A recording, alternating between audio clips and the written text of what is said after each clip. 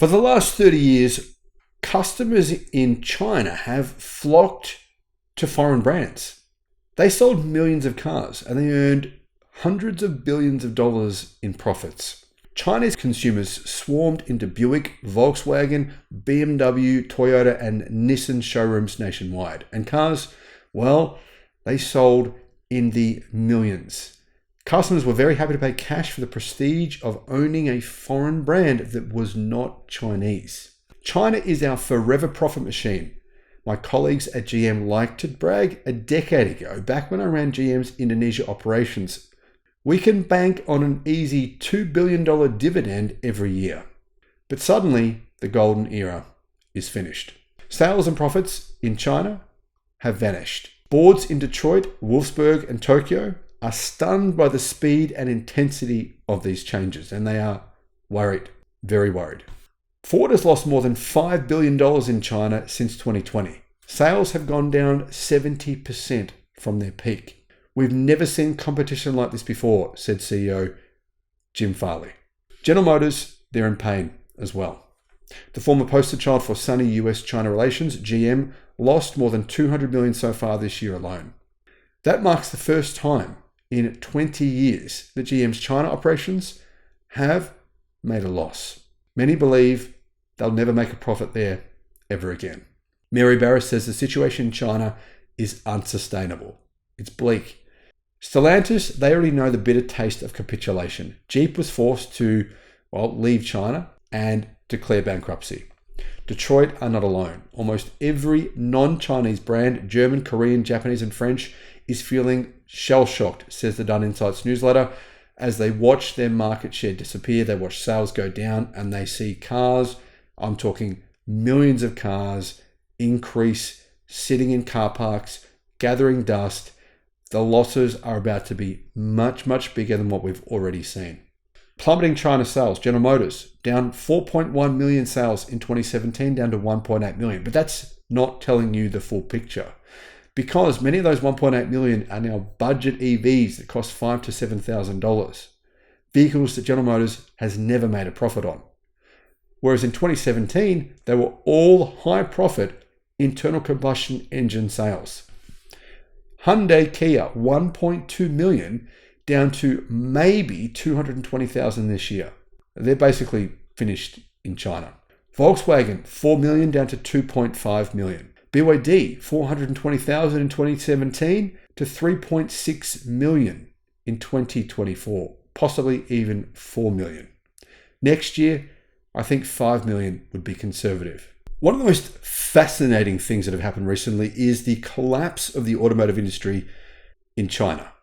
When I say the collapse of the automotive industry, I'm not referring to the collapse of the automotive industry as a whole. The car industry in China, it's selling a lot of cars. It's not shrinking. There is not some sort of economic crisis in China. Yeah, there's a little bit, but it's not significant enough to really affect the Chinese. Remember, the Chinese have the highest savings rates of anyone in the world. There's plenty of cashed up Chinese that can buy a new car. That's for sure.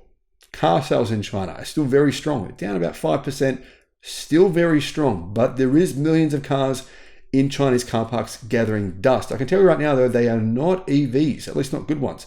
Crappy old ones from rideshare companies that went bankrupt many years ago with lead acid batteries in them. They're useless. Yeah, there's a few of those around.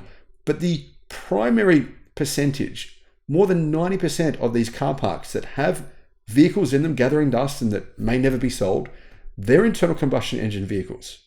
And that is a problem, because car sales for legacy automakers, Toyota, Honda, Volkswagen Group, all of them have been shrinking. General Motors, terribly so, 4.1 million a few years ago.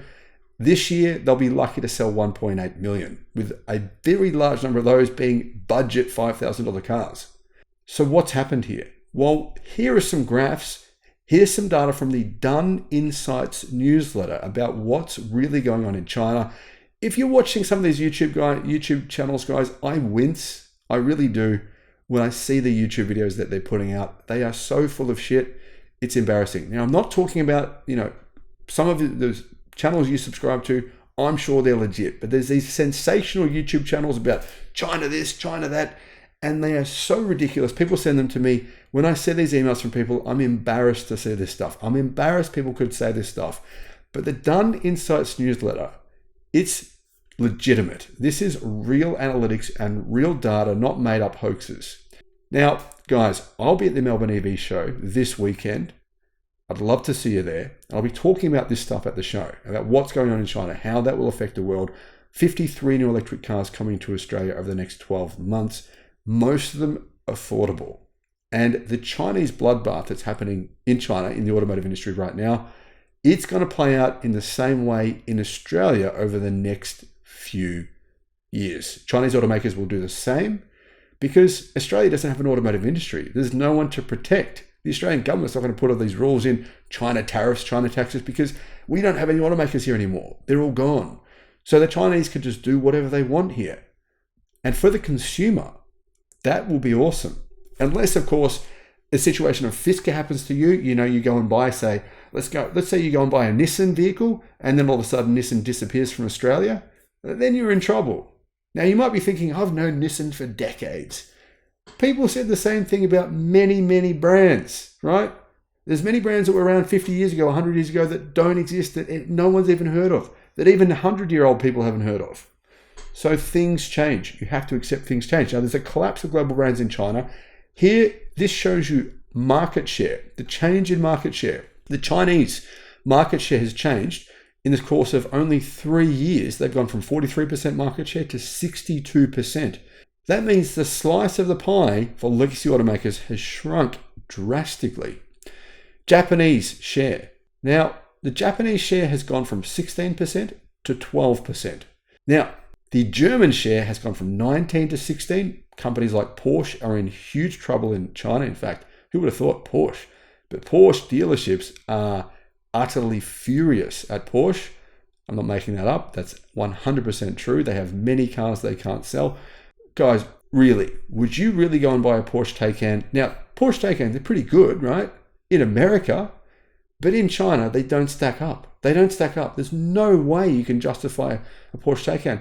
Why would you buy one of those when there's like 20 other different cars that are cheaper and better in China? That's the situation companies are in. America, 12% market share to 7%. Korea, even worse. Korea is the worst of the lot. Hyundai built a multi-billion-dollar factory only 4 years ago, and they just sold it for $500 million. They lost billions of dollars on this new factory, and this is the reason why. They're not selling cars anymore in China. So you're probably thinking to yourself, well, hang on a minute, Kia and Hyundai, aren't they going to build EVs in China and then ship them off to Australia and other countries?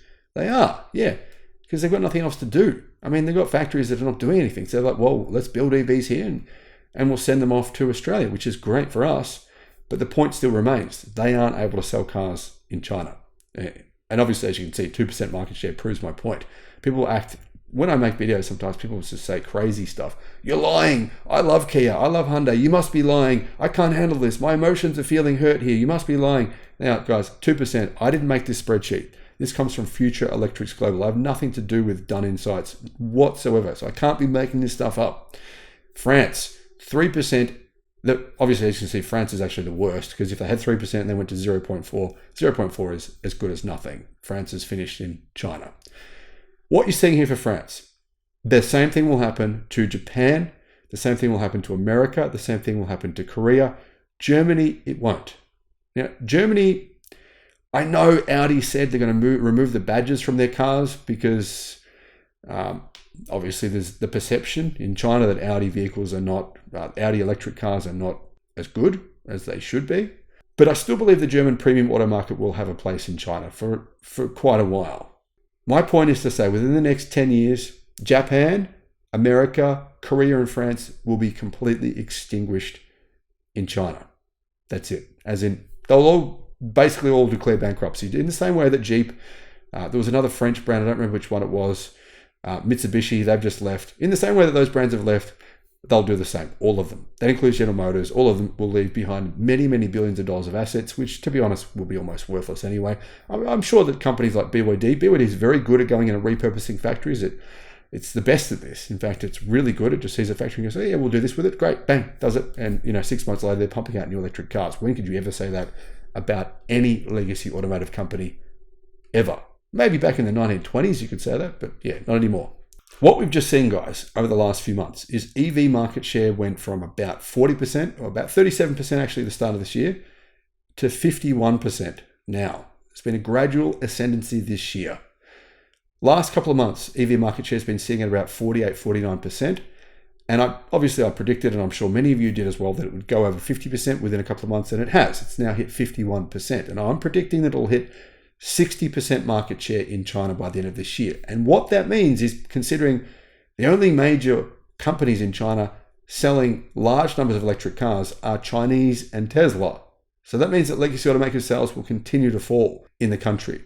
Now, consider the context here. In 2020, EV market share was 6%. Plug-in hybrids and full electric cars, market share 6%. It's now 51%. I think really by the end of next year, internal combustion will be finished in China.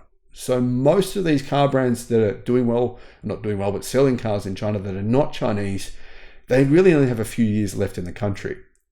China has sprinted from 1 million to more than 10 million annual EV deliveries in only 4 years. 1 million to 10 million in 4 years. This is just insane. Global automakers were caught flat-footed on EVs, lulled into complacency by years of winning at selling gasoline-powered vehicles. And they don't want to make a loss. Look how they're acting now, right? Slow down EV sales. Oh, there's not enough EV demand. We all know that is horseshit. They're saying this because they make a loss selling electric cars and they can't stand it. Their shareholders don't like it. Their executives don't like it. People don't like it, and it's entrenched in these brands. You can't sell at a loss to get market share. The Chinese, it's entrenched in their mindset. Sell at a loss to get market share. Two very, very opposing ways of doing business. That is the key reason why legacy automakers are unable to transition to electric cars, more than anything else. They love making a profit, and they do make a profit today on internal combustion. They won't in a few years though. Chinese automakers seized on the shift to electric cars. This year, 18 of the 20 best-selling EVs are Chinese brands. The other two are Teslas. Yeah. So the top 20 are Tesla and China. It's no secret that global automakers, says the Dun Insights newsletter, are finding it impossible to match Chinese competitors on cost. BYD builds cars 30% cheaper than what global automakers can manage, thanks to extreme vertical integration, breathtaking speed, and generous subsidies from the city, provincial, and national government agencies. Now, the subsidy stuff is being done to death. I don't like it because, guys, who do you think subsidized Mercedes-Benz, BMW, and Audi whilst Nazi Germany was killing the world? Who do you think subsidized Toyota while Japan was doing exactly the same thing? And those companies weren't just subsidized then. They are subsidized every single year. I'm telling you now, I've read so many different articles and data pieces over the last decade on the subsidies the automotive industry in Germany gets, the automotive industry in the United States gets. They all get them. So let's stop pretending it's just the Chinese that are doing this. The Chinese may be getting more, but it wouldn't be a huge difference, I don't think. Now, it's not just about low-cost EVs, though. Chinese automakers now equip their cars with the most advanced autonomous and digital cockpit technology. Technology giants like Xiaomi and Huawei infuse their new cars with world-class software. And if they don't, then they sell that software to other automakers for them to use it. China's strengths are alarming even to Toyota. Now, Toyota said that BYD's vehicles were subpar. I don't know why everyone talks about Elon Musk saying that when Toyota have said that in the last 12 months. Musk certainly didn't say that. He said that back in 2014, not in 2024. I want to tell you about some of the retards working at Toyota for them to say that. Now, it's even more retarded that they went and said that and then decided to use BYD's plug-in hybrid technology in their 2026 models. By 2026, I'm pretty sure BYD's plug-in hybrid technology will be better than what it is today. But Toyota are happy to use that 2024 technology in 2026, and it's not even their own. In addition to that, obviously, Toyota vehicles have BYD's blade battery, they have BYD motors, BYD software, Anyhow, in a 2023 interview with the Toyota Times, EV chief Takiro Kato recalled his shock during a business trip to China. For the first time, I came face to face with the competitiveness of the Chinese, laying eyes on equipment that I had never ever before seen in Japan, and their state-of-the-art manufacturing, I was struck by a sense of crisis. We're in trouble. Chinese automakers tell me privately that they carry a deep respect for Elon Musk and Tesla. They tend to shrug with indifference at most of the world's other car companies. Some might call that arrogance, but I think it's just being realistic.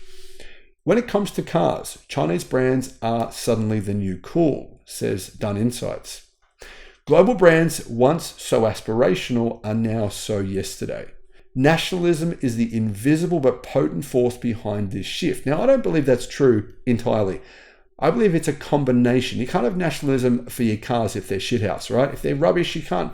And you're like nationalist. I want to go buy a rubbish Chinese car. Can't wait to buy one of those. That doesn't work, does it? It's got to be a combination of the two things. A combination of nationalism and really good technology. And that's kind of converging. One day at our Beijing office in the late 1990s, I asked my ace staffer what he thought about China's joint venture arrangements with foreign companies. It's okay for now, he said, until we can kick your asses out of here. Chairman Mao never cared much for foreigners. The first line of the first chapter of these selected works of Mao Zedong reads, "Who are your enemies? Who are our friends?" This is a question of first importance for the revolution. If Mao were around today, he would no doubt smile at China's triumphant moment in the race for automotive supremacy, as do many of China's 1.3 billion citizens. We are stepping into a new era, says Dunn Insights, where Chinese automakers dominate their home market. Many will say that this outcome was inevitable, but no one saw it coming this fast. BYD became China's best-selling brand last year, knocking Volkswagen from its top ranking for the first time in 38 years. Chinese brands as a group are devouring market share at the expense of the once mighty foreign automakers. Global automakers will try to stick around. Of course, they'll do everything they can. Well, until they can't do anything else that makes any sense. Stellantis has invested $1.7 billion to take a minority position in Leapmotor, which is, I've mentioned many times on this channel over the last few years, a pretty impressive electric car manufacturer in China. CEO Carlos Tavares says that China is still the most efficient place on the planet to build cars. His vision is to have Leapmotor build EVs for Stellantis. Those vehicles would carry one of the Stellantis nameplates. And this is what I've said many times, the Trojan horse.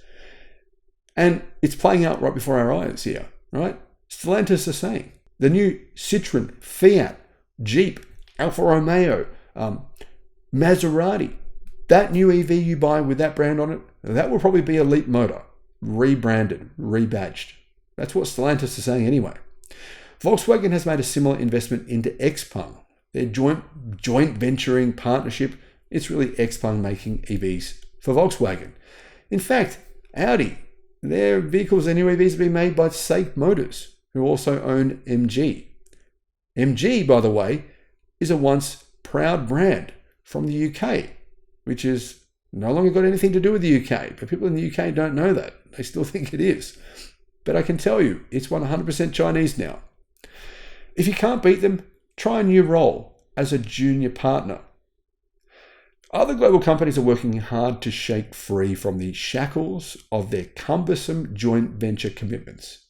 The only car manufacturer in China that is not Chinese and owns its own company in China, 100%, the only one is Tesla. It owns 100% of its company in China. The rest of them, at best, they own 50%. Some of them, as in the case of General Motors and some of its tri-ventures, own 33%. Word on the street in China is that Toyota hopes to create a wholly owned operation similar to the one Tesla operates in Shanghai. But Toyota's own joint venture partners, FAW and GAC, don't agree with this. Others, including General Motors, Ford and Hyundai, are repurposing their idle Chinese plants. As in, yes, General Motors, Ford and Hyundai have car factories that are doing nothing. It's just not a made-up video. This is the truth. Complete dust. Machinery, it's all sitting there. Everything's sitting there, not operational at all. They want to repurpose these plants to build vehicles for export. 4 of the 5 best-selling Chevys in Mexico are built in China by General Motors and its Chinese partner SAIC, S-A-I-C. Let's be honest, it's really SAIC doing the manufacturing. So 4 of the best-selling Chevrolet vehicles in Mexico are built by the Chinese government. SAIC is Chinese government owned. As a 50% shareholder in the joint venture, SAIC collects half the profits on those cars. General Motors gets the other half. The reality is that China is a growth and profit paradise for global automakers, and it was. It used to be. They made billions, but that's over, and those days will never return. Most of these companies will be shown the door within the next 5 years, says Dunn Insights. Some will find the exit even sooner.